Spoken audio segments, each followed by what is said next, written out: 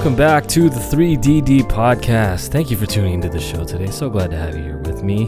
My guest today is a very good friend of mine. It is Coach Rodrigo Silverback at Rodrigo Silverback on Instagram. And we're here to talk fitness, competitive, personal, and everything in between. Of everybody I know, there are very few who rival Rodrigo in his passion for fitness, strength, and his lifetime commitment and involvement to the fitness industry. This guy lives and breathes the gym, between personal training, online coaching, nutrition programming, and even working, the supplement side of the industry at Popeye Supplements, which, some of you, so you probably know him from Popeyes.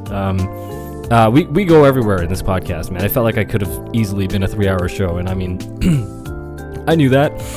If you get Rod going on any topic in fitness and in nutrition and show a genuine interest, you can be in for a very, very long conversation. So I had absolutely no doubt that we would have plenty to talk about. I tried to use this as an outlet and to showcase some of his, his insider knowledge from Rod's perspective, in particular his the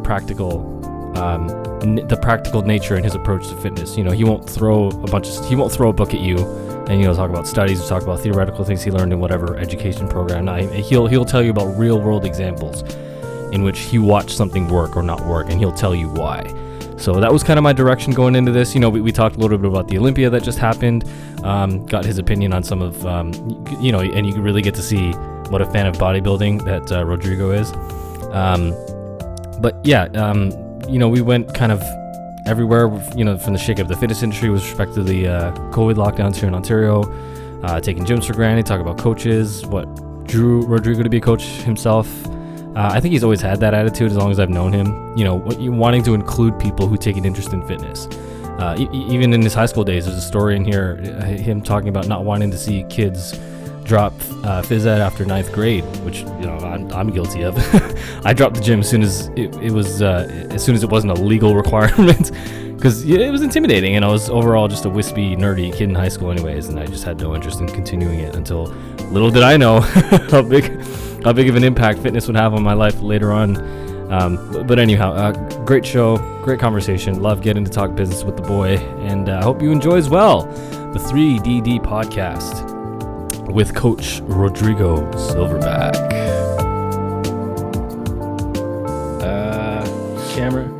Camera, and all right, we're going. All right, sir, how are you? Yeah, I'm great, man. How are you? Everything's good. Happy almost New Year. We're about almost 8 to 10 hours?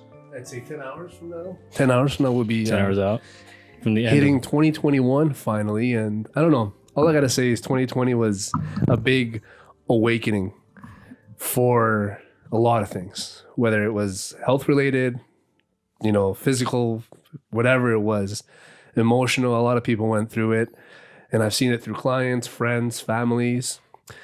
But I'm glad that no one I personally know got COVID, so thankfully. Yeah. But it was a good year, in my opinion, as much as it was write-off in some people's thoughts and mind. I appreciated the new beginnings that came through my way, to be honest. Overall positive? I think so. And I don't know, I talked about this in the podcast that I did last week, by myself, where I was just I think to view 2020 as just okay, this is it, clean up, and then 2021, all of a sudden everything's going to magically get better. It's not. It's just another day. It's tomorrow.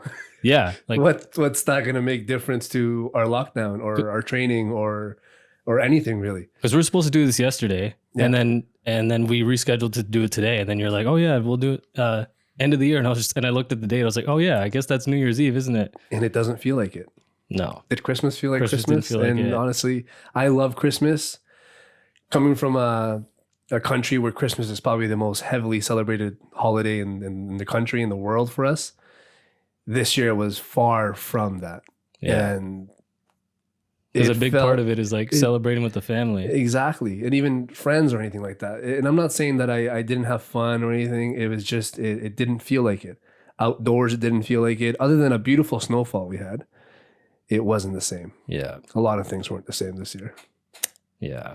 So let's start there. Let's start with let's give the people some history on Coach Coach Silverback. Coach Silverback.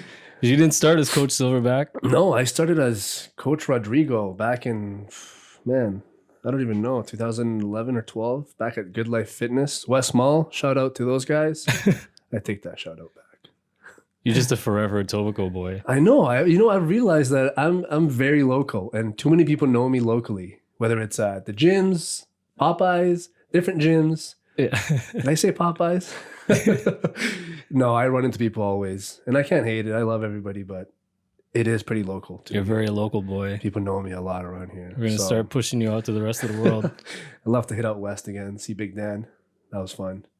But yeah, if we're taking it back to 2000, I think 11 or 12, when I worked at Good Life for about a year, learned a lot about the business and the fitness industry until I decided it wasn't no more for me, man. It was too much working for someone else and working the hours that I wasn't getting paid for. It was a shot in the sky, to be honest. I had called Dan Pekovsek, who's the owner of Torque Barbell right now, back in 2011. We went to high school together, and I knew he was doing fitness and training and all that stuff. So I approached him, and he welcomed me in to be an independent trainer as well at a gym called Intrafit, which was maybe a year or two before Torque Barbell was ever talked about. And it was pretty much just a small personal training studio for a few of us. And he kind of pushed me on the edge to start my own thing. And it took me about a month and a half to come up with the name Silverback, even the word Silverback, right? I've always had a passion and love for gorillas, let alone animals. And while making my business name or creating something for myself that could truly say that's him, it took a lot of names, man, like Jungle Gym and Jungle Fitness. And I'm like, I don't do any of that like stuff. That's all sounds like, that's not me. Until I came across a month later, I came across the word Silverback, which most people already know what it is. It's like the alpha male gorilla in the packs.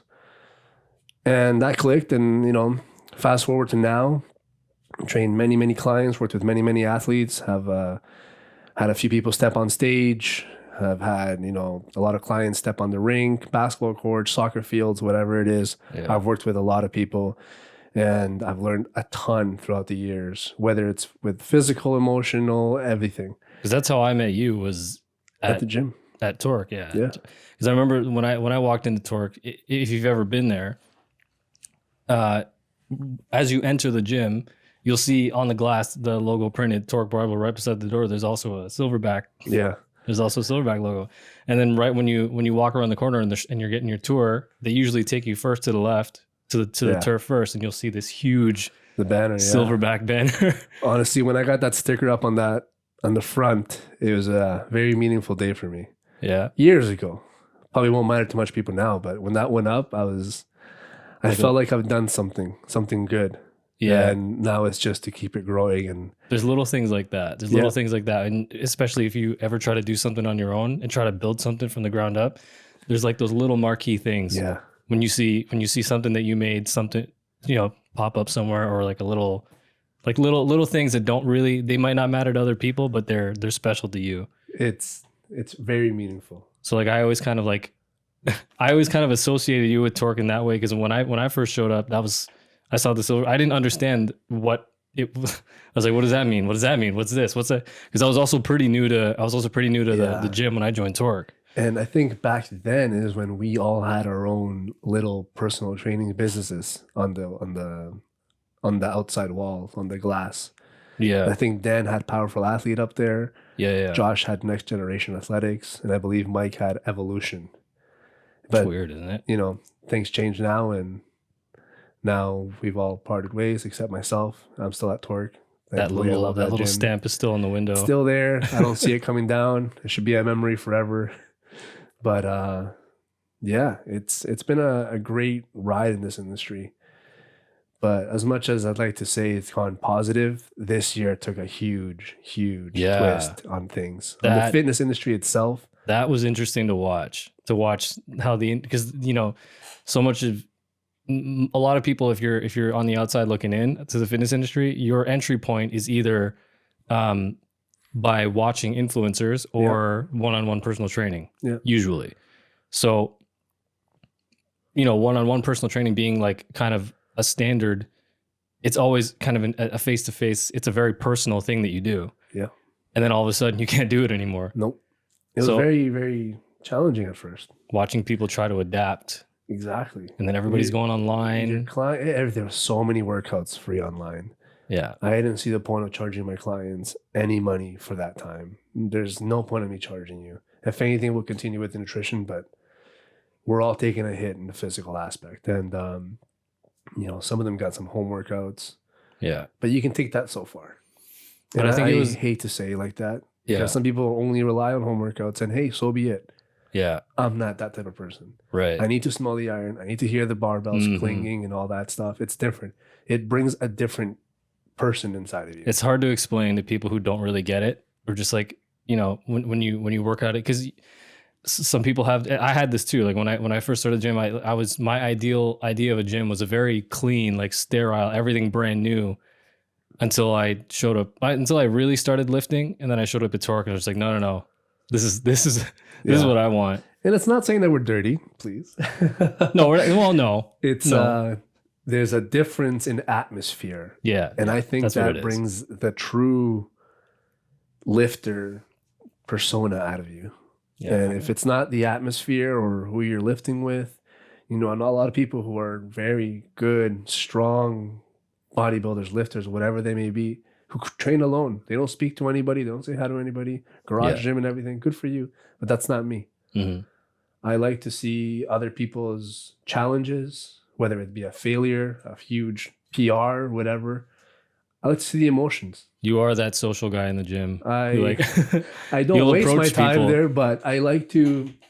No. I'm saying like when you're training, but like when you're in the gym, before, after your workouts, or maybe in between your clients, you are kind of approaching everybody. And if you see somebody who's relatively new, you'll usually go up to them and ask them questions and talk to them. And you are that guy. And I think that honestly came from my childhood, I would say.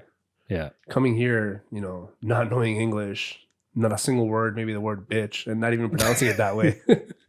Pardon my French if this is a PG-13 podcast. It is definitely not a podcast. But the basis of it is alcohol. Yeah. Which we're not doing today, but. No, but we will be doing tonight. Just welcoming people who aren't into fitness. Yeah. And I think grade 9 really showed me that. Right. I wasn't a great athletic person in grade 9, but I could pick up a sport quicker than most people. And then you would see somebody who, didn't want to play it, always got picked last. Then I was captain one time and I chose that kid first. And he was like, why me? Like I can't barely move. And I'm like, I'm going to teach you to just interact. Right. Yeah. And now they have more confidence in themselves. Because in grade 9, it's a tough, if you don't believe in confidence in yourself, you may have a few years where you stall back. That's a brutal time. Yeah. It's tough. And I felt like always having people, I didn't want people to quit grade 9 gym after grade 10. I want you to come back grade 10, grade 11, because it was like the way that we can get social without having to get grades or thinking about a test or anything like that. Yeah. So I don't know. A lot of people did quit gym in grade 10, but for me, I felt like it kept growing me as a person, as a physical atmosphere and keeping me going. And I think that led me to where I am today, right? Taking that grade 12 exercise science class, which changed my life, which was pretty much kinesiology in high school. It was great. But that training people and talking to people, getting to know their reasonings to why they're doing it, really brings you to look at people's emotions and past to bring them to where they are now and how they're going to perceive their goals ongoing. So were you always kind of that coach kind of guy, or did you have a period where it was athlete first? Like, I know you competed a bunch in powerlifting. Competed about, I think, 5, maybe 4 competitions in powerlifting. I was almost about to step on stage last year. Would that have been your first? Stepping on stage? Yeah. Yes. That would have been the first time? Yeah. Wow. Never stepped on stage. So I can't say I know what it feels like, but I can definitely tell you I know what it takes to get there. That's interesting to me. Because like, of all the people that I know about, but you were probably You might be the biggest bodybuilding fan I know. I love the sport. I don't know. Last year, the prep was awesome. I had a great prep, probably the best I ever felt. But when I first started it, it kind of started off as a, hey, let's see if you can do this. Let's step on stage. And it was for fun. Can I do it? Yeah. 10 weeks in, all these reps, all these minutes on cardio, and you're seeing these crazy results happen. The last thing I wanted to do was step on stage just to step on stage. Right. I wanted to go in there and clean the house. Changed your mindset. It changed my mindset completely. Because you went into it going, I just want to get on stage. But I want then to get on stage, whatever it was. You get deep, you're like, oh, I want to win. And I got to one of my best shapes of my life. Right. But it wasn't... if you're not going to win, you don't want to do it. Everybody kept telling me, you got a great back shot. And I did. I had a great back shot. And I still will be having a great back shot. But my front just wasn't as shredded, as lean, as proportioned as the breast. And I really wanted to win. I really, really wanted to win. And I think I needed about 3 to 4 more weeks of true deep prep, and I would have gotten there. But I don't regret it. Honestly, it made a lot of positive changes after that prep in my life. And I'm not saying that I'll never do it again. Yeah. I just want to have some things settled in my life before getting into another 16 weeks of hell. Because it is one of those things where like, it's a weird thing to do, body, because you kind of have to live for nobody other than yourself for that entire stretch of time. Exactly. So like it puts strains on your relationships with other people, especially people that don't understand it. Because you stretch yourself so thin, but you have to put so much into it that it's like, it just, you have to have that like tunnel vision, that one singular focus. It's gotta be. I think that separates a lot of people from people who do it and people who can't. Yeah. It's not necessarily that you're not good enough. It's just that you don't, you can't put that much emphasis on yourself as much as the next person can. That person has different priorities than the other. Yeah. That's what it is. And you have to put everything aside and then focus on hard. And you'll know if it's for you in the first 4 weeks to 6 weeks. It's a lot of sacrifice.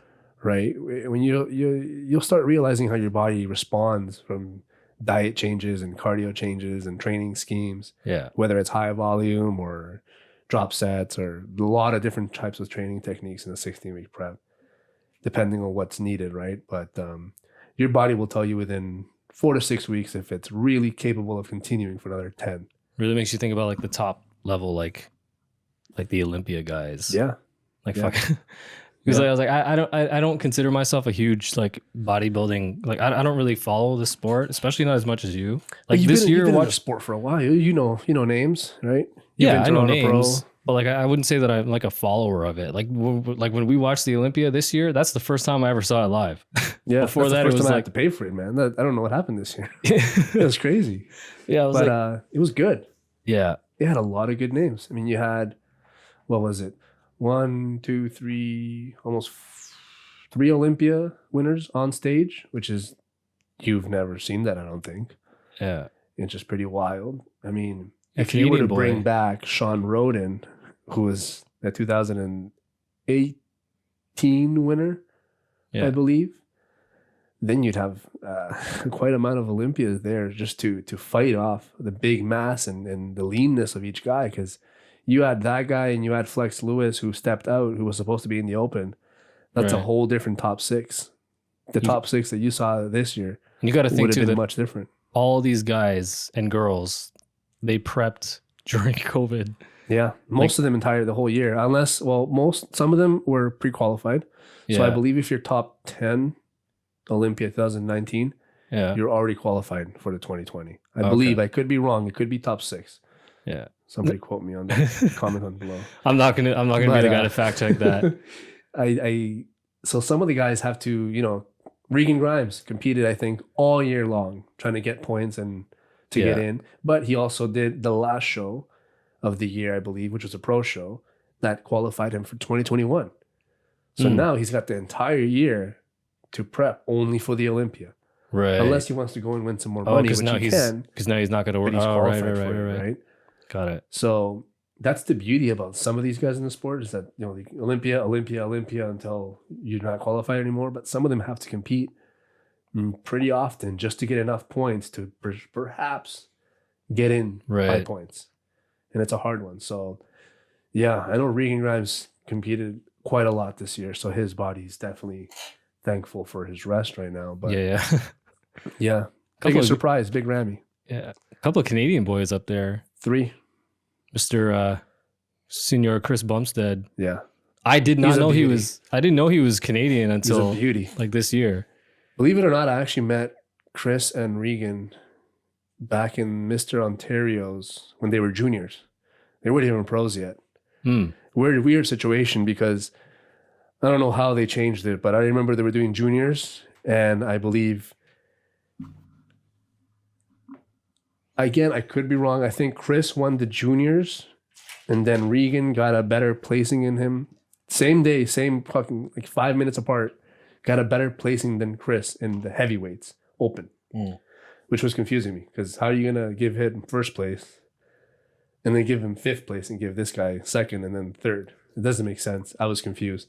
But to see those guys that young on a, local Metro Convention Center stage. Oh, yeah. To now seeing them battle it off for Mr. Olympia is a huge inspiration. It was huge. But genetics, those guys are crazy and genetically gifted. It's unbelievable. Yeah. Great mass, great cuts, great lines. It's kind of nuts. What did you think of the results? Give us the the expert analytics. If we're looking at open bodybuilding, I think it went well. I personally had Hadi over Phil, but Phil, it's Phil. Phil is Phil. Phil can literally come back and possibly win it next year, but who knows if that's going to happen. Other than that, I had a pretty good predictions. I think I went 4 for 6. Switching Heidi and Phil, and I did not have Akeem Williams coming in at 6th place. He snuck in like very quietly. Yeah. He's been one of the top 10s for years, I believe, but he's never spoken about as much. And this year he snuck in top 6. I think he'll be coming in for the top 6 again next year because he's always got dense, thick muscle. But then you have the other guys who happen to be a little bit better. So when you're watching these guys, what, like for you, what do you look for? For myself, what do you want to see when you're watching the big pose down? As much as you stage? Don't want to be judgmental in such a judgmental sport, or whatever you want to call it, hobby sport. A lot of people have picky ways of calling this. Yeah. I look for proportion and symmetry, then then conditioning and size. Because like we can look at the 212 class, right? Those guys are a little bit shorter than the open class. Some of them are not, but they have to weigh in under 212 pounds. Yeah, it's the weight limit. Yeah, and you can't go higher than that. And the guy who won this year won it at 178 pounds on stage. That's crazy. But the guy who he was facing was probably, 210, 212, thick mass cut. But when you look at Sean Clarida, he had everything. Proportion, size, the roundness, the belly of the muscle, everything was there on point. And I've been following Sean Clarida for about 7 years now. Probably has one of the best transformations. And his body is what truly represents what bodybuilding is. He started competing as 118 pounds and winning Mr. Olympia at 179 pounds. That's crazy. So you look at all the years, almost 15 years in the making, I would say, to get there. Right. So you look at all the countless reps and the countless minutes of cardios and the countless grams of protein that you've eaten over the years to finally pay off and hold that Sandow. It's pretty meaningful. It's actually, I met him last year at the Metro the Convention Center. Yeah. I saw him and I couldn't believe it was him. I've been a fan of him for years. And he didn't fit in because he's pretty short and he had a jacket on. So you couldn't really tell who he was unless you know him. Yeah. And I stopped him. I took a picture with him. I said, dude, you are one of my favorites. I wish you the best next year. And look at him now. Pretty happy that he won the O, not going to lie. Yeah. Because that literally shows it. Proportion, symmetry, and then it was the conditioning and size. Yeah. He You was tell me conditioned. I'm getting an education today on bodybuilding because I don't know any of this shit. It's a lot to learn. It's a lot to look at. It's so much when you start to get more deeper into it, you realize there's levels to this shit. Like it's fucking it's crazy. Like beyond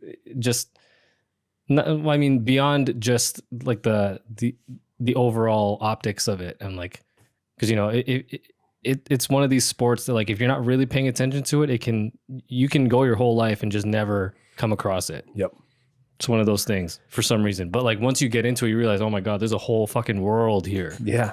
There's a whole world of it that you just didn't know about. And you usually around Toronto, you hear that around May, June, July, wherever Toronto Pro is. Yeah. All these tan people are outside this building and they're all there. They're massive and everybody's tanned. And it's pretty funny. Because in Toronto, that's probably the biggest awareness event is the Toronto Pro. How fucking weird was it to not have the Toronto Pro this year? Very weird. Actually, my mother met Rich Piana at the Toronto. She wasn't at the Toronto Pro, but she was with my dad driving around Harbourfront Street.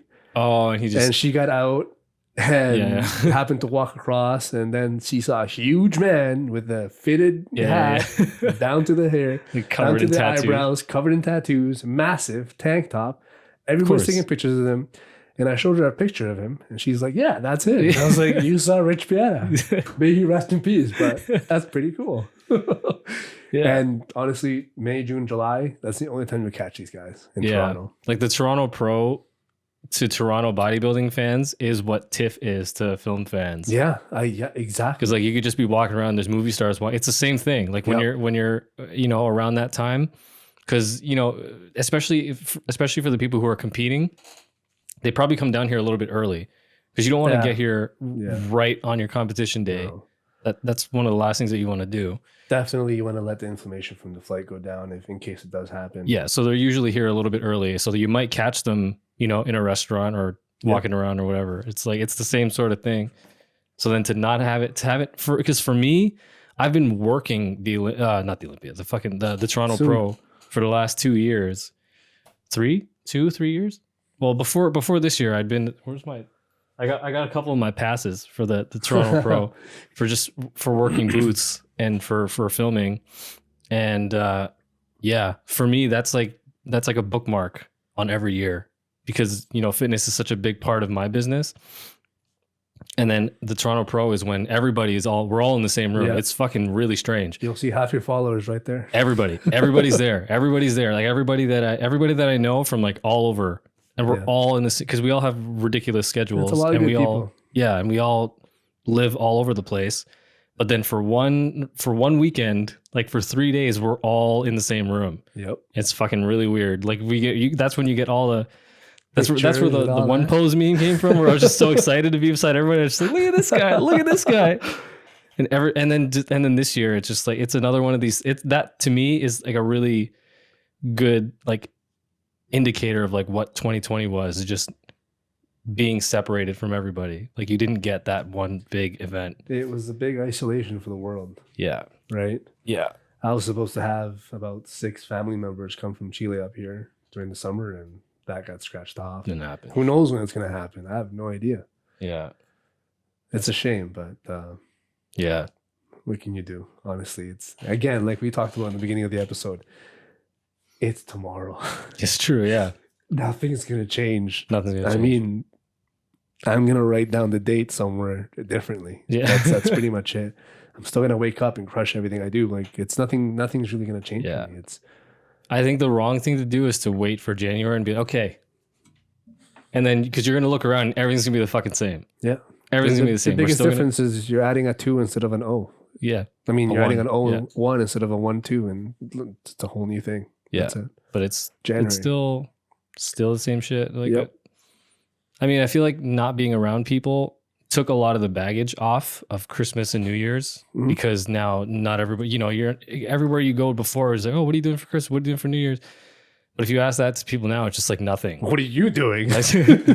We're doing this. What are you trying to do today? Nothing. Nothing. We're doing this. This is my New Year. Yeah.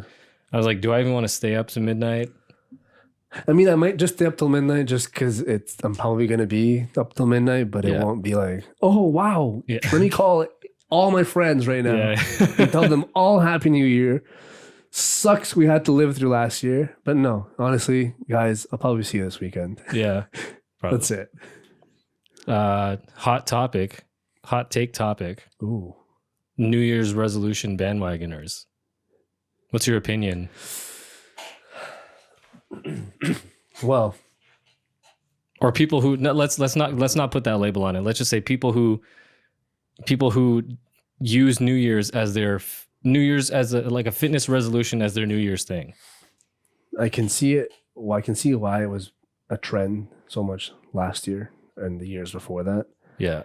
But honestly, if you think tomorrow is going to be any different than last week, I hate to break it to you, but just if you want to do the sit-ups today, do them today. Yeah. Start tomorrow, start tonight, start next week. Honestly, it's the difference about it a few years ago was that there would be incentives Yeah. for New Year's. Yeah. Whether Like there's it was usually personal training packages, cheaper gym memberships, a ton of deals online for fitness equipment, fitness shoes, and this and that.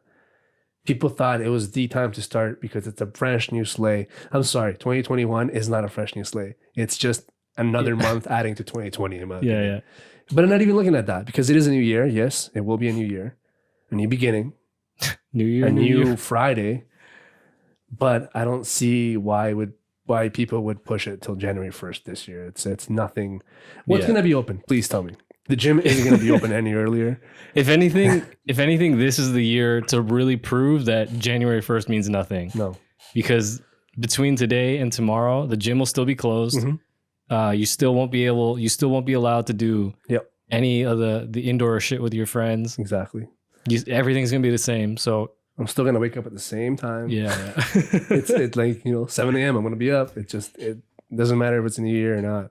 My opinion on the New Year's resolutioners, like the New Year, new me people, I never gave a fuck personally. I'm just like, if that's your reason, it's as good a reason as any, in my opinion. If that's what it takes for you to get you in a gym is January 1st, then like, I'm not going to judge you for that.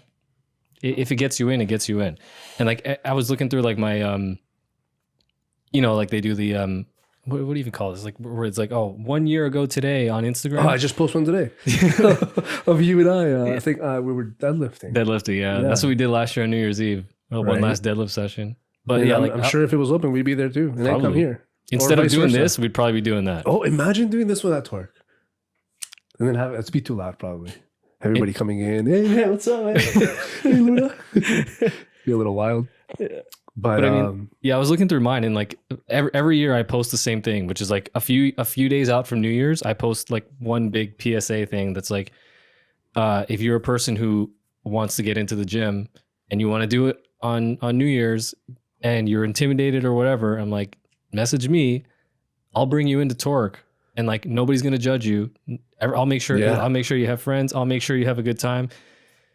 Nobody's ever taken me up on that offer, but I'm just like. Sorry, continue. But yeah, I was like, nobody's ever taken me up on that offer, but like I put it out there every year just because I'm like, if I can give you a reason to start, then like it's better than nothing. Yeah. But I don't know. I went to look at it. I saw it this year. I was like, I can't do that this year. I can't make that same offer because I'm like, I can't bring you into Torque. But like what I can say is like, if you have any thoughts about it, I'm like, look, now is the time because every fitness professional has had to get creative with how to engage their audience. And so everybody's come up with all these not wacky, but like a lot of these new ideas of just like, this is how you can get your training, all these home workouts, all these outdoor workouts, all these, like workouts that you can do anywhere with no equipment, with the equipment, with this, like there's no more excuses. I don't think. Yeah. Because like now you've got every kind of resource to get started. And they're all tailored to letting you do it on your own, in your home. Nobody's looking at you. Nobody's judging you, nothing. So, I mean, I can't personally bring you into a gym this year because I can't bring you into any gym.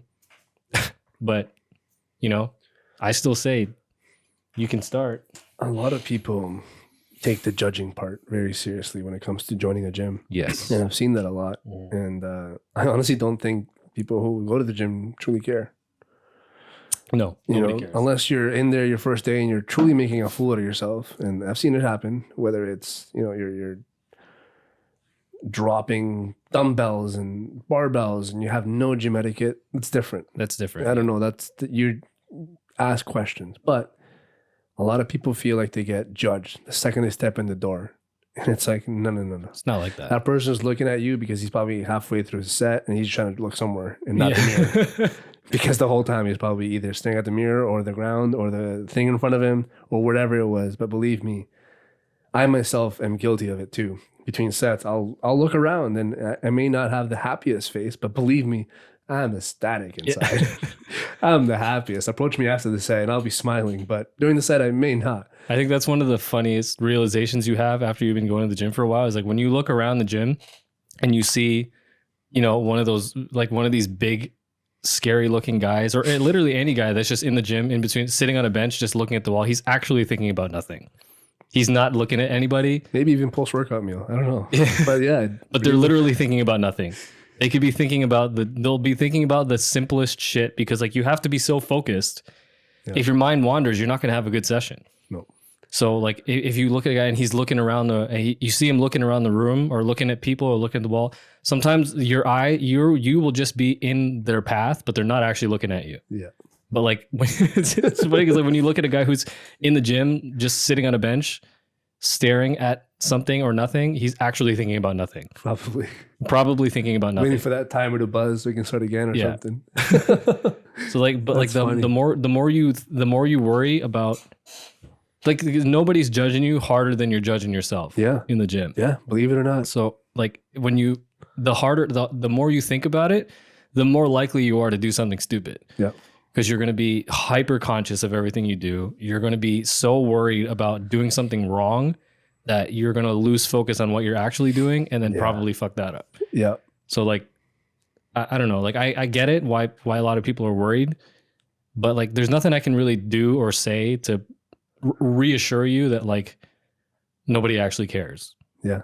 We can put it out there and we can say it. But there's always going to be like a really, for some people more than others, a transition period where it's really hard to get used to the idea of being in a gym. Nobody cares, works harder. Work harder. Isn't that Placid at Torque?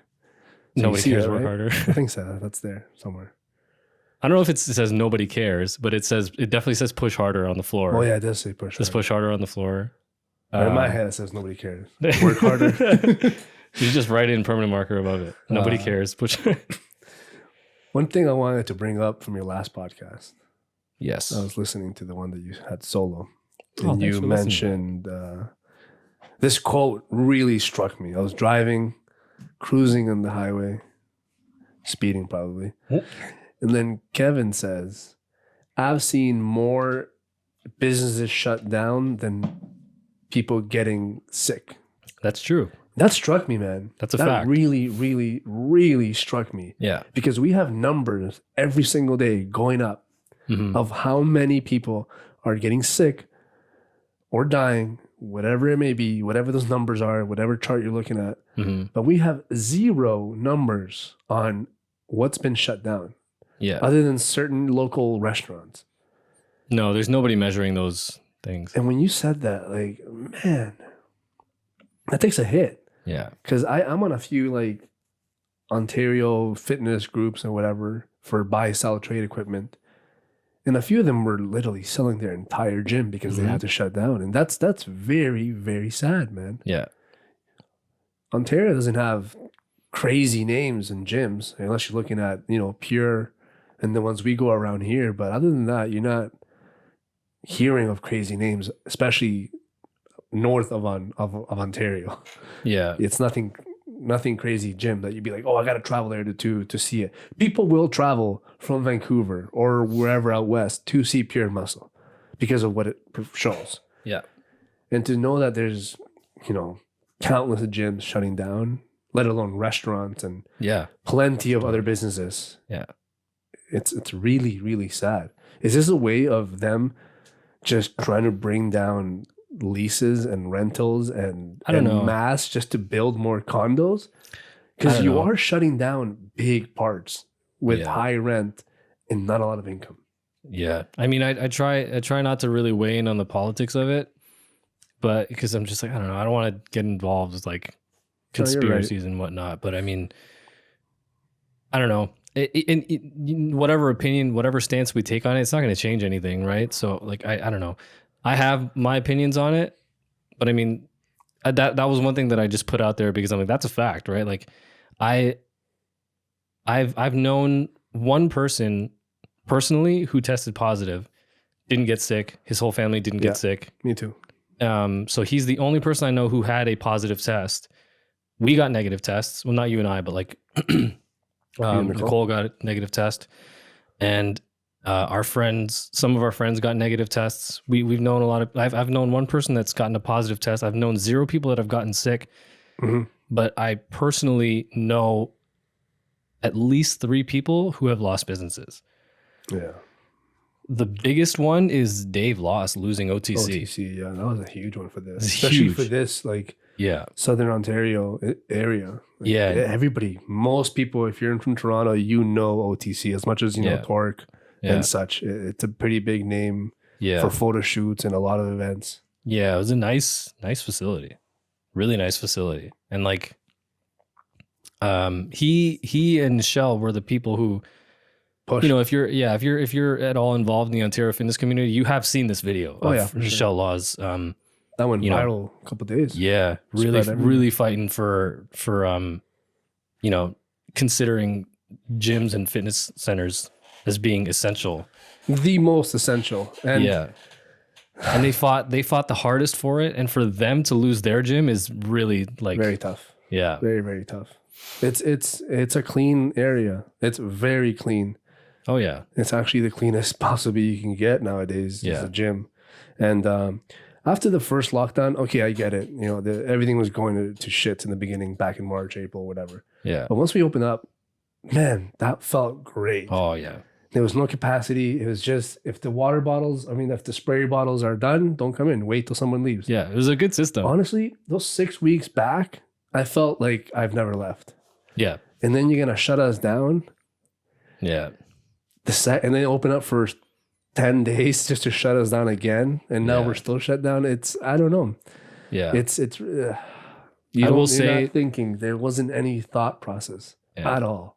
I will say that it really showed me how much we were taking the gym for granted. Yeah, it's one of those things that we always thought it's just going to be there. But the idea of mass closures of every gym, that you literally have no option to go in to use any gym, any fitness facility at all for this amount of time, for a stretch of like almost a year now. Like in a couple months, it'll be a year since the first time we locked down. Yeah. And like that idea never once entered my mind as being a possibility. And so now it got us all thinking of just like, well, who are we and what are we without this? Dude, the biggest flex of 2021 is going to be your home gym.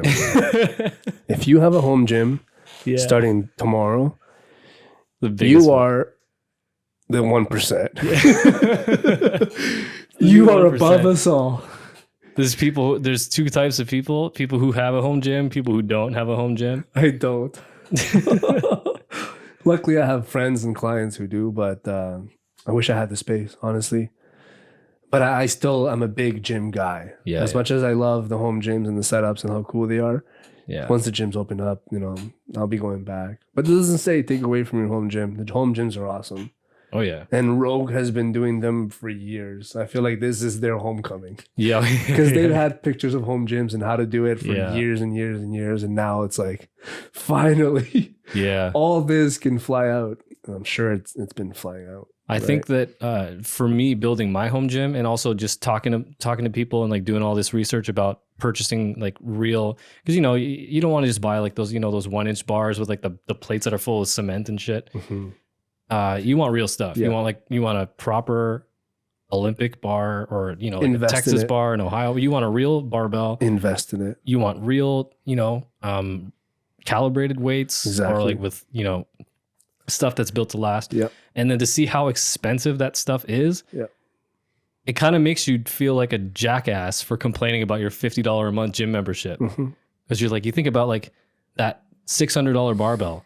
Your gym has 20 of those. Yeah.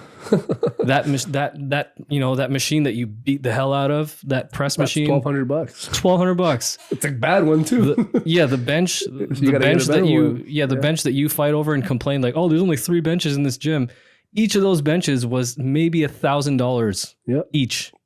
If it's a competition bench, could be $1,500. Let alone the collars, the clips. Like that's $100 right there. The little clips. Yeah. If your gym has like even just those metal ones, like the spring clips, $17 a pair, and your gym might have like 100 of those. Yeah. If you're lucky enough to have lock jaws, those are like $50 a pair. And then it feels now a little bit silly when you think about like people paying like, the gym is so expensive, and like, yeah, but think of what you get for that value. You can pay $500 for a year at a gym.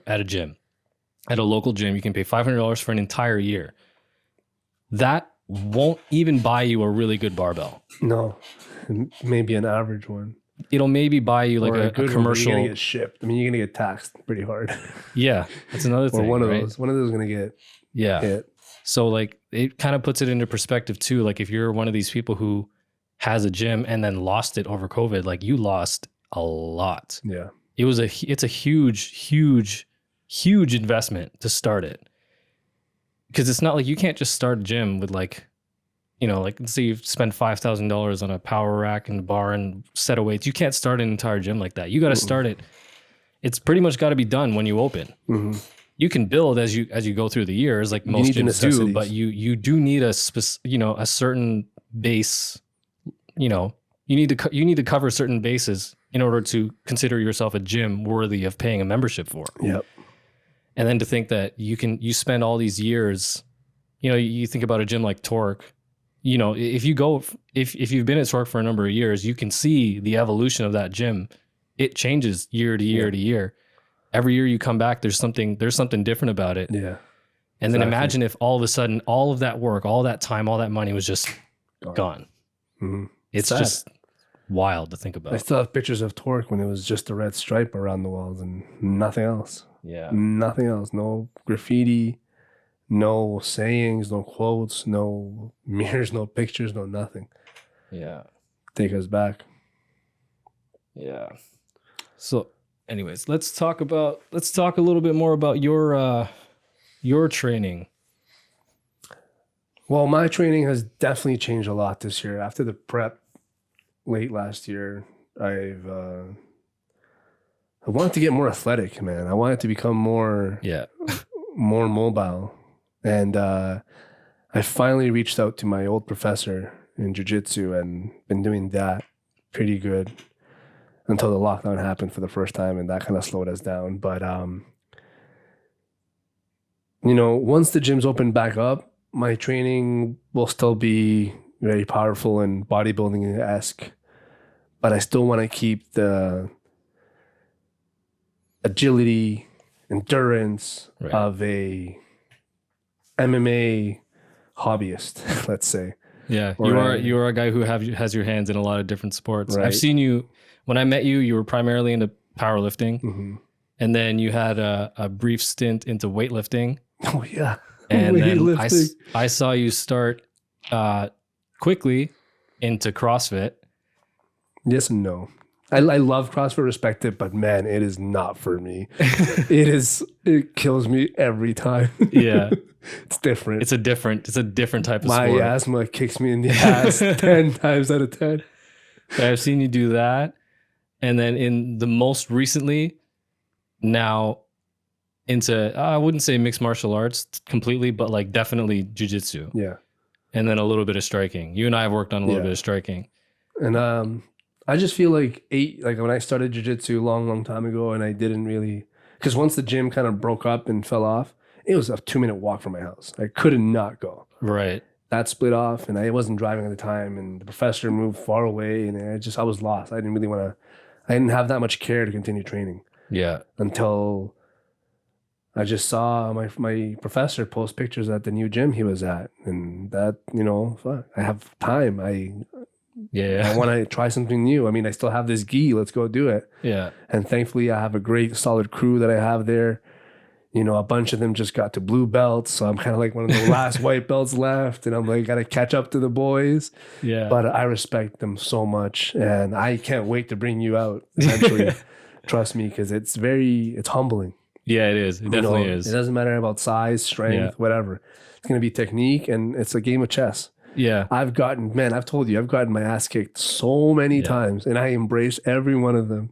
It's one of those unique sports, especially I think it's the only martial art where you can spar 100%.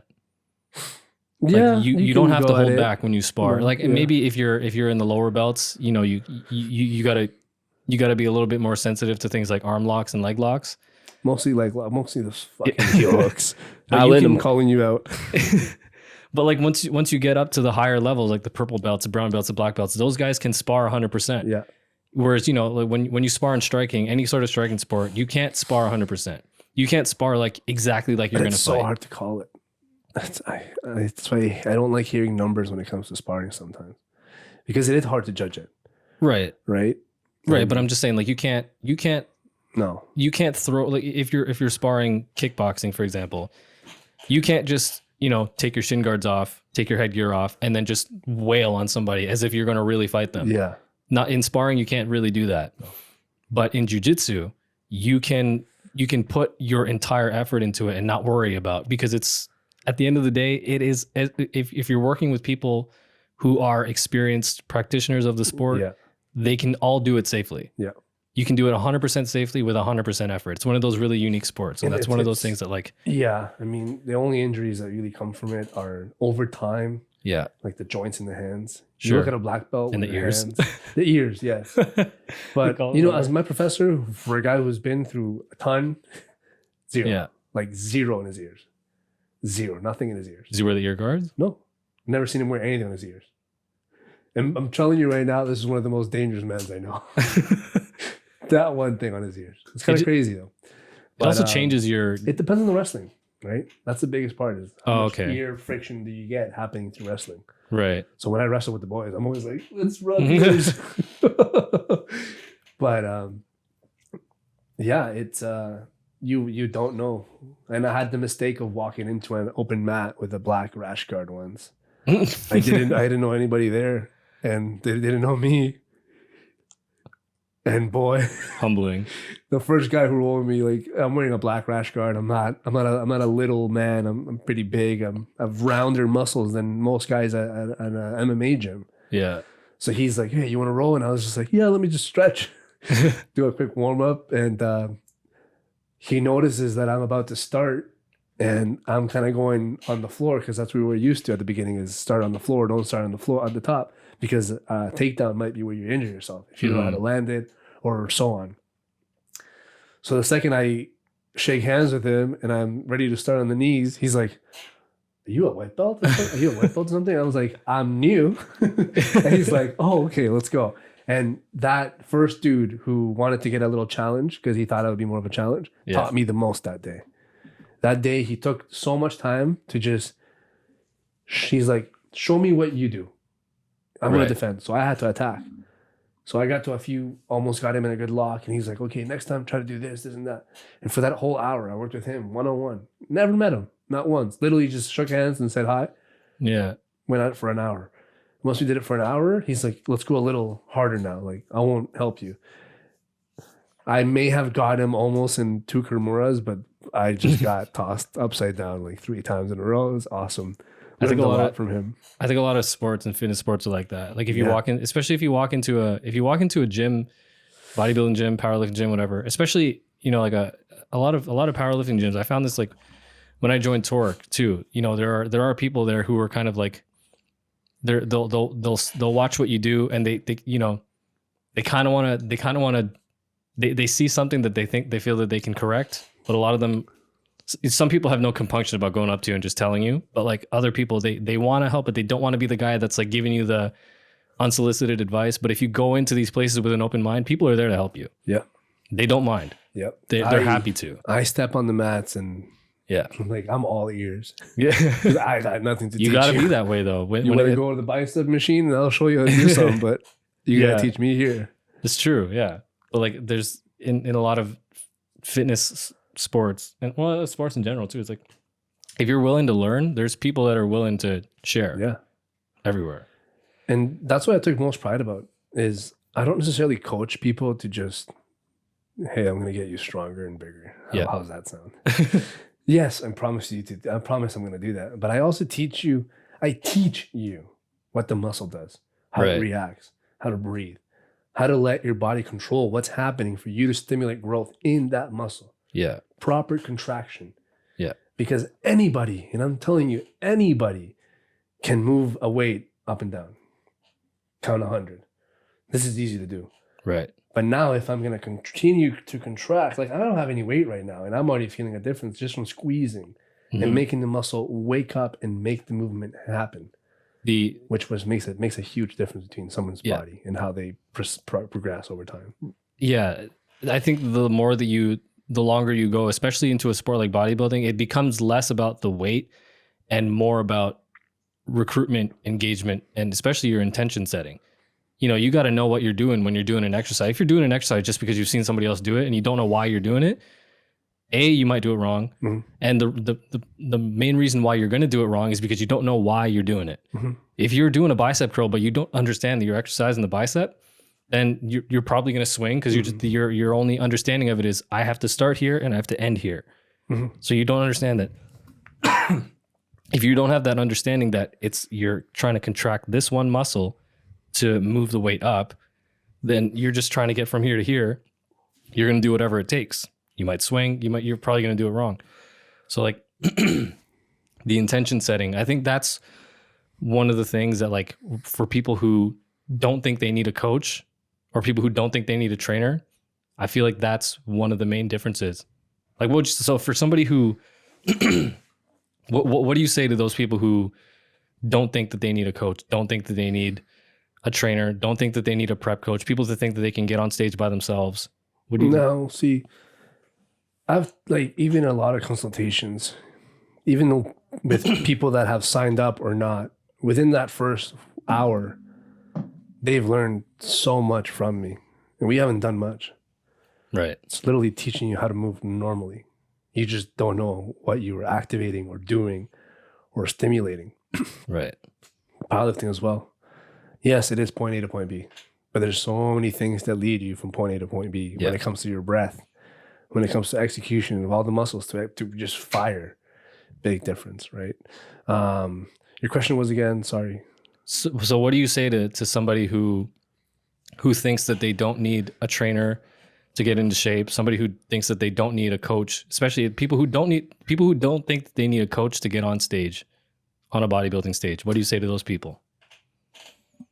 I've seen some fail miserably, most. Right. Probably 8 out of 10. And I've seen a couple come out really good. And what's the difference? Is it like a nutrition thing or is it just the way that they're training? Is it a periodization thing? What do they do wrong when they try to do it themselves and fail? They don't see what we see. They see progress or very little progress. It's never going to be like, I'm getting better. Right. It's either, I don't know, man, I look the same. What do you think? Or I think I'm progressing just fine. Sometimes they're blind to themselves. Sometimes it's just a matter of perspective, right? Mm-hmm. Those little micro changes you won't see. Yeah. I had a guy who was working with a coach from, I don't know where he was working with his coach, but they've been together for a while. But he kept asking me to come watch him pose, to have a second eye, because there's one thing. It's like, yes, the videos and stuff, it can only do so much. Yeah. Especially 2 years ago when we didn't have such high quality cameras on our phones. Right. So this guy would literally just pay me $100 a month just to come watch him pose. That's it. And judge his physique. He's like, if you have any tips, I'll take them. I'll pass them to my coach. But I've been with this guy for 5 years. I just need a second eye here, face to face, because he's not in the country. So perspective is a huge. So I went to the gym, twice a week and just watched him pose 20 minutes, half an hour, fixed everything we could, looked at his body in details, how it was changing, how it was progressing, and then we move forward. Or we take a step back depending on what is happening. at least with my opinion. Right. He would run it through his coach and does that work? Do you agree? Cool, we'll do it. No. What do you think? But if you're going to do it on your own, by all means, I've seen them all do it, but they tend to find the coach, whether it's even if they do well, they just know it's less stressful. Right. Because with my clients, I don't want anything to go through your head at all. I just want you to do the work, eat the food, rest. So I guess for you, it's a matter of a perspective of getting a second pair of eyes on yourself that you can't possibly have. And also B, just kind of sharing the load, because it is so much to take on your own. It is. It's stressful. And then your coach can just take off a certain percentage off of you that lets you focus on the things that you, right. And it's especially if it's your first show. Yeah. If it's your first show and you truly have never been to a show, so you have no idea what to expect. Meaning like, when should I be ready? How should I pump up? When should I be having these carb loads? When should I be water depleting? When should I be, what should I eat the night before? What should I eat the hour before the stage? Should I eat before the stage? Like it's just freeing up a part of your brain capacity. You're going to be bothering a lot of competitors around you and their coaches asking these questions. Yeah. Or someone, and I've seen it, is, I've seen someone lost. This dude looked completely lost. Like he was doing like weird pumps and weird pump ups and stuff. Yeah. And I'm like, do you have a coach? And he's like, no, I'm here on my own. So I said, okay, you just follow our warm up because like I can see that you're lost. And like it's a lot of money. These shows are not cheap. It's a lot of money for these clients and these athletes. Yeah. Especially for the the bikini girls. Yeah. There's so many competitors at each show. And the tickets for the viewers, the audience, it's $100 to watch the whole day. Right. And you may be able to see that person for a minute or so. Maybe. You'll see them come on stage because they have to all present themselves, but you're not guaranteed to see them line up and pose down or do their little routine. Right. So it's a very challenging thing. So if I think you should, don't listen to me whether you should get a coach. Listen to yourself, because it does take away so much of the stress and it clears a path for what you should follow. Right. And that's the biggest key, is that you're putting in the work. Yeah. All the success is coming to you. It's not coming to me. I'm just kind of want to hold your hand and open up a path for you to walk along this road. Yeah. Without ice, without any accidents or holes or anything that's going to be an obstruction on the way. Right. Because I'm the one that's coming head first to the obstruction before you. You take care of all the logistical bullshit so they can just focus on what they need to do. All I want you to do is pay for your show, pay for whatever, get your food, sleep, train. If you have questions, you have me. That's it. But again, like I said, I've seen people do well. Yeah. Really well. But those people are not their first. They've probably had a coach. Yeah. Even if you do know the process and the structure and what to do. But it's like, even if you do well with a coach, or if you do well without a coach, imagine how much better you could have done if you had 50% of your brain capacity freed up to focus on, to not focus on like, what time do I do this? When is this? When do I do this? And you'll see a lot of people now have coaches. Right. And now they're getting much bigger name coaches. Education is a big part of it. Right. Yeah. All right, man. We just hit the 1 hour mark. Let's start to wrap this up. Let's do some. We're gonna need a part 2.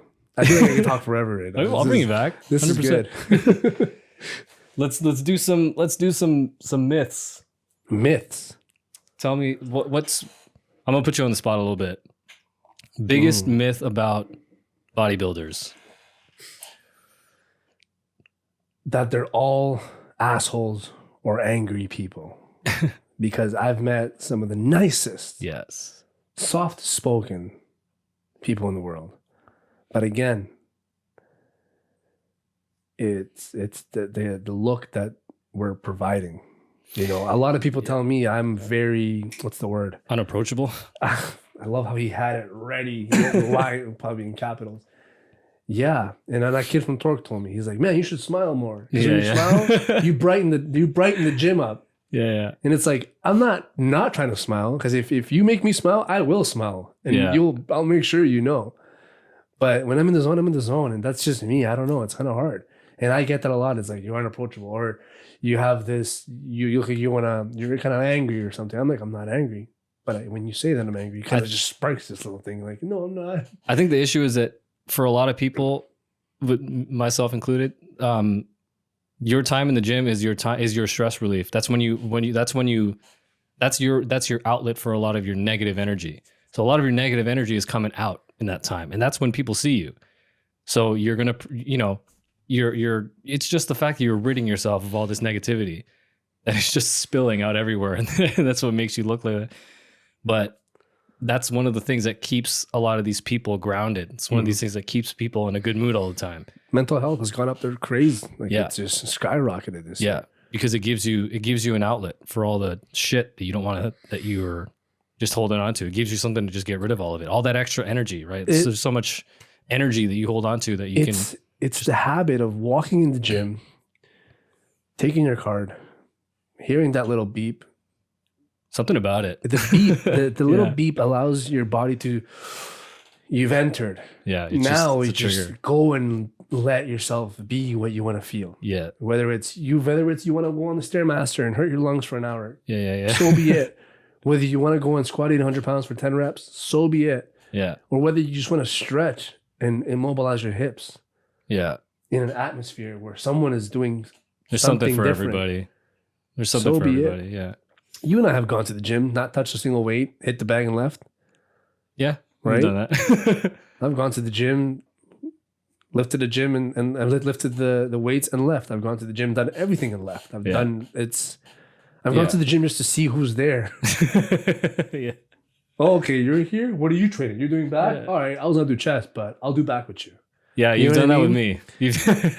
When you walk into the gym and you see me, you're like, what are you doing? And I'm like, I'm doing this or whatever. And then you just jump into it. I was like, didn't you have okay, never mind. Just do what we're doing.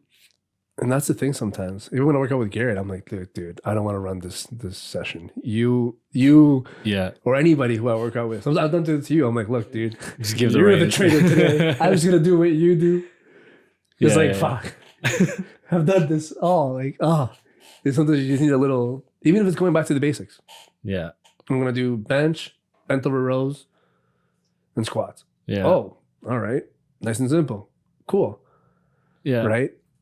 Also just giving yourself over to something that someone else is doing that you probably wouldn't have done if you had just gone in by yourself. Things that you avoid like that bench. somebody I'll else. never bench. Yeah. You're benching, I'll bench with you. Yeah. Biggest myth about nutrition, or let's refine that. Biggest protein myth. Biggest protein myth. Oh, I'm putting you on the spot with all these.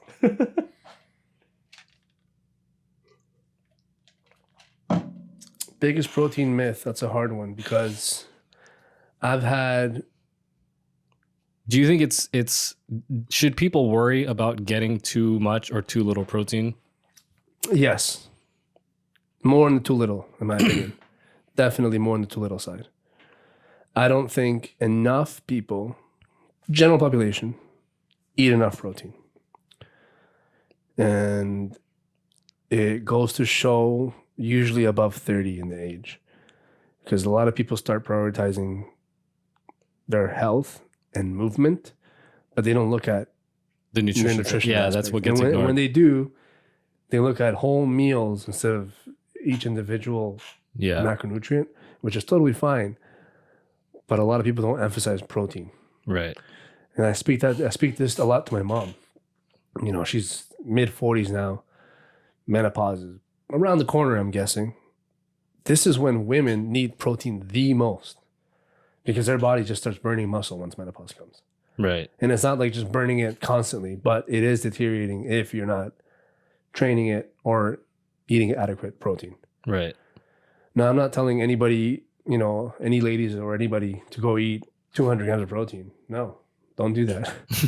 But what may help is eating anywhere from 0.8 grams of protein in your pounds per weight. Right.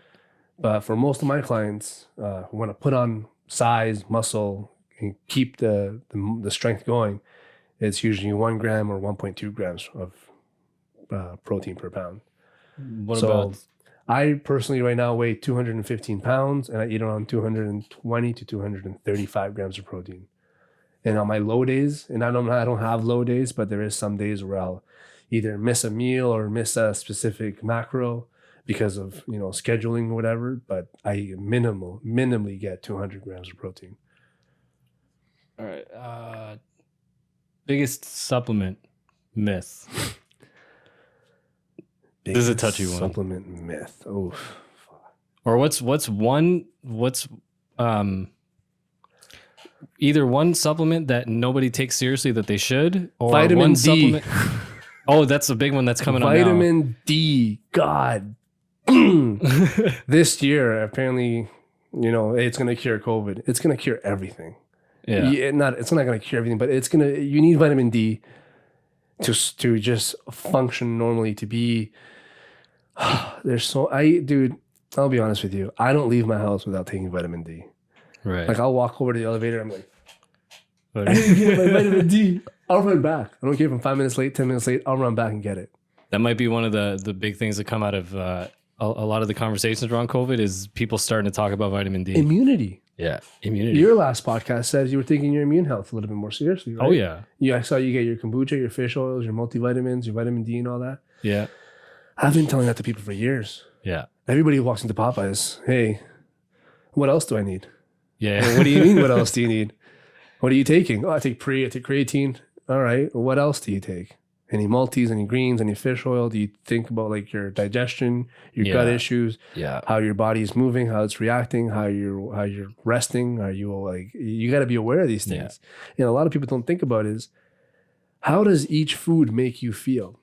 Right. Because I sure as hell know that if I eat something heavy in tomato sauce, I'm going to get really bad heartburn. Like constantly. It sucks because I could have the best pasta in the world, but in 20 minutes, it may not be sitting in my stomach anymore. Just because of that feeling of the low acidic profile. Right. And a lot of people don't put 2 and 2 together. Yeah. Oh, I'm getting bloated. It must have been from I ate too much. Right. I drank too much water.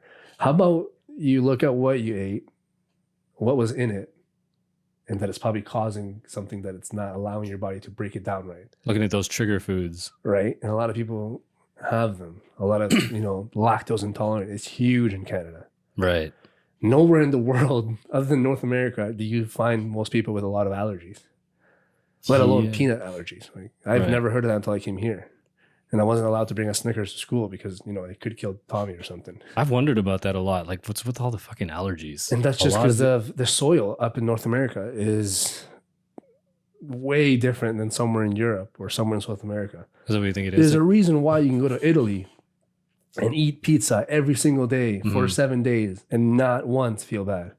Right. There's a reason why you can go to Chile and eat a tomato like an apple with all these flavors. You can't do that here. Right. Can't do that here. Tell me you can eat pizza. So find any pizza spot in Toronto and tell me you could eat that every single day and not feel semi-bloated, like crap, or like just sluggish. I've heard that. Did you ever see that that Netflix show Cooked? No. There's an episode on bread, and they're talking about the way that's they're talking about the way that they make sourdough and the way that people make bread traditionally over in Europe versus how it's made commercially in North America. It's different, man. It's different, and he was saying himself, like, he kind of went out and claimed, he's like, talk to most people in North America or in America who claim to be gluten intolerant, and then give them a slice of bread from this guy who makes it, this traditional way with these quality ingredients and with this care and with this process. Give them, these people who complain about gluten intolerance, give them this slice of bread and I bet you they'll be fine. It's big. And I feel like also just the way that we, like the way that we treat food in North America, it's very, very different because with a lot of mass production leads to a lot of really like shady farming practices. It's a very multicultural place. Mm-hmm. You go to our countries, well, where we're originally from, let's say, like, take it back to your parents, 15, 30 years ago or so. Yeah. Everybody's kind of eating the same types of food. Yeah. Whether it's like, this is Filipino food. Yeah. You're not going to be eating Polish food in Philippines. Right. And I'm not saying it's bad to mix cultures and flavors and all of that. It's not bad at all. It's great. It's wonderful. Right. But it's now that we're trying to make it easier for the average person. Yeah. You know, to get Filipino food in Canada, in Toronto, you got to go to those spots, the restaurants where it's 99% Filipino and the 1% who can fit in on a Sunday. Yeah. You know what I mean? Yeah. But now let's go and try get a Caucasian family to cook a Filipino meal. They're not going to get the true raw ingredients they need. They're going to go to Metro, Sobeys, Loblaws and find whatever is there. But it's not the same. It's not going to come out the same. It's not going to cook the same. It's not going to, the texture won't be the same. And that happens a lot. We try to make so many different things from so many different countries, but we're trying to make it very Canadian or very American. Right. Right. And we put so many more chemicals and ingredients to make a difference in some stuff. And that's the biggest, I think, the difference. Like you see a lot of sunflower oil in a ton of things that don't necessarily need it. Right. But they're just adding it because it's now more consistent. Mm-hmm. It's more volume in the bottle. It's cutting the corner. They can sell it. Yeah. Did you know that the word fragrance in perfume can just mean over 1,000 chemicals, but they're just rounding it up as the word fragrance? So if you look at your deodorants, you look at your perfume, cologne, and you look at the ingredients, you're going to see some names you've never pronounced before. And somewhere either in the beginning, middle, or the end, it will be fragrance. That word can mean that there's over 1,000 chemicals. You'll never know that. They don't tell you that. They don't explain that to you. Right? And I learned that in school for holistic nutrition, where they start teaching about estrogen, environmental estrogen. You look at the things you put on yourself every single day. Deodorant, let's say, toothpaste. Toothpaste is huge. And one of the biggest ones we spoke about was cotton, and how Tampax and all these tampon companies use cotton, heavily sprayed cotton. And that is being compressed and then put into an area where it's highly absorbable. And you're asking how some people are getting, birth defects and miscarriages and so on with other chronic diseases once the child is born. It's little things that we never look at, right? Yeah. A guy like yourself was always working in such high lighting and screening. Mm-hmm. At night, I guarantee you dim it down. Oh, yeah. Or you have those... Like almost off. Or you have the UV light glasses that kind of bring everything down. Our phones have that now. Yeah. You know what I mean? Yeah. Because that stuff would get going. Your body would just nonstop. Right. So when you look at things like that, it's damn. Yeah. What else do we not know about? That's great. Well, let's leave that for a part 2, because let's start to wrap this up. Because we're getting into some deep waters. We'll leave that for a part 2. Gotta get the Joe Rogan hours. Yeah, those Joe Rogan times, those 3-hour podcasts. I'd love to get there at some point, but like for now, I don't even know how many people are left listening to this. But for the people left listening, tell them where can we find you? You can find me at Torque Barbell under Silverback Strength and Wellness or Silverback Fitness. Plug your Instagram. My Instagram is at Rodrigo Silverback. If you want any personal training, online coaching, whether it's strength, nutrition, or just performance-based sports, let me know. It's going to be a good change in 2021. I have a lot of goals for myself and things I'd like to get done. I want to get fire started with hopefully this year, and then be hopefully not so local in that department. Yeah. Can you imagine that working right on Burnhamthorpe? That's too local for me. I'd like to visit somewhere else, but your strength, nutrition, and also your supplementation needs. Hit up your mans, Coach Rodrigo. Let's do it. All right, buddy. Happy New Year. Yes, sir. 6 feet. I can't reach. All right. Cheers. Thank you, guys. Thanks for doing this, dude.